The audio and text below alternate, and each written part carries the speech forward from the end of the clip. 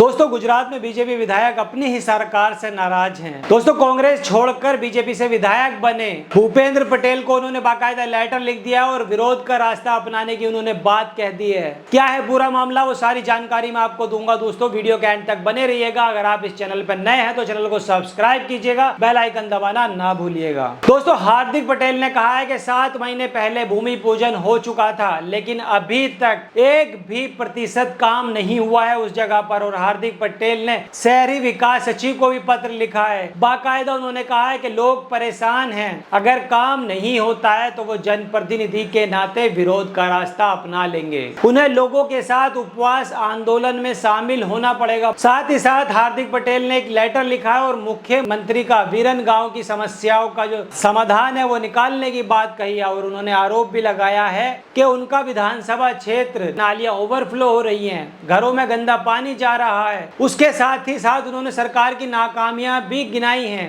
Underground light का काम भी 1% पूरा नहीं हुआ है। साथ ही साथ वो कहते हैं कि जिन जगहों से अतिक्रमण हटाया गया था उस पर ठेकेदारों ने काम शुरू नहीं किया गया। अब मैं बता देता हूं तो वो कैसे हार्दिक पटेल विधायक बने। 2020 में उन्होंने कांग्रेस छोड़कर भाजपा के विधायक बने और बीजेपी एमएलए की जो नाराजगी है वो ऐसे वक्त पर सामने आ चुकी है कि जब राज्य के मुख्यमंत्री भूपेंद्र पटेल प्रधानमंत्री नरेंद्र मोदी से मिलने के लिए दिल्ली पहुंचे थे। राजनीतिक हलकों में यहाँ पर चर्चा है कि गुजरात के अंदर जो लंबित पड़े हैं तमाम फैसले वो हो सकते हैं और उसके अंदर गुजरात बीजेपी अध्यक्ष की नियुक्ति और मंत्रिमंडल में भी फेरबदल हो सकता है और आईपीएस अधिकारियों के तबादले भी शामिल हो सकते हैं। लेकिन दोस्तों इस सब के बीच हार्दिक पटेल के फरियादी पत्र ने राजनीति को गरमा दिया है। हालांकि राजनीति को लेकर और विकास कार्यों को लेकर उसका ही मामला उठाया है। उन्होंने वीरम गांव के लोगों से चुनाव के अंदर विकास का वादा किया था, लेकिन बीजेपी का प्रचार मॉडल खुद ही गुजरात के अंदर सफल नहीं हो पा रहा है। पत्र में उन्होंने साफ लिखा है कि जरूरत पड़ी अगर तो उन्होंने उपवास आंदोलन में भी शामिल होना पड़ेगा। जनता का जो भरोसा है उसे बनाए रखना उनके लिए बहुत बड़ी जिम्मेदारी है। उन्होंने मुख्यमंत्री से आग्रह किया है कि वीरम गांव की जो समस्या है उसको समझते हुए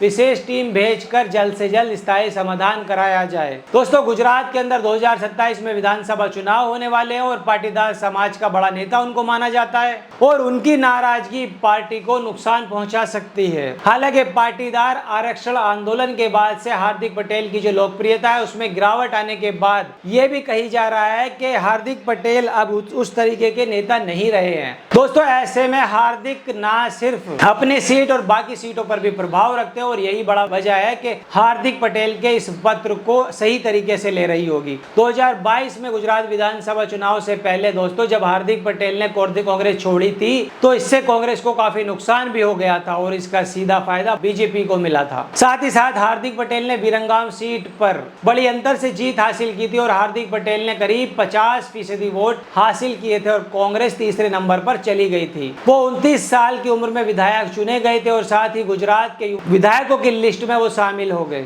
हार्दिक पटेल ने मुख्यमंत्री को पत्र लिखकर वीरंगाम में सीवर लाइन और घरों के अंदर गंदे पानी जो आ रहा है उसके अलावा बहुत सारी जो स्थायी समस्या हैं उनको लेकर अपील की है और कहा है कि ये सारे काम जल्द से जल्द हो जाने चाहिए। और शहरी विकास के सचिव को भी बाकायदा पत्र लिखा। अब दोस्तों एक के बाद एक बीजेपी के जो लोग हैं उनके कामों से परेशान होते जा रहे हैं क्योंकि ये बेहद बुनियादी समस्या है। जब उनको बीजेपी सोल्व नहीं कर पा रही है, जो बाकी के जो और काम है, जो बड़ी चीजें हैं उनको बीजेपी आखिर क्या सॉल्व करेगी। तो दोस्तों इसके बाद क्या कुछ कार्रवाई होती है या फिर नहीं, तो इससे साफ पता चल गया है हार्दिक पटेल के इस पत्र से कि कैसे गुजरात मॉडल का लगातार ढिंढोरा पीटा जाता है, जबकि उनके खुद के ही विरंगाम के विधायक हार्दिक पटेल अपनी सरकार पर निशाना साध रहे हैं कि विधायक की बात सरकार में बैठे हुए लोग सुनते हैं या फिर नहीं सुनते हैं, या फिर जो अधिकारी हैं जो ठेकेदार हैं क्या उनकी बातों पर अमल हो पाएगा उनके द्वारा या फिर नहीं हो पाएगा। तो ये तो आने वाले वक्त में ही पता चल पाएगा। कि दोस्तों फिलहाल इस खबर में इतना ही। आपकी इस पर क्या राय आप हमें कमेंट करके बताइए। वीडियो कैसी लगी वो भी बताइएगा। तब तक मिलता हूँ अनदर वीडियो में। जय हिंद।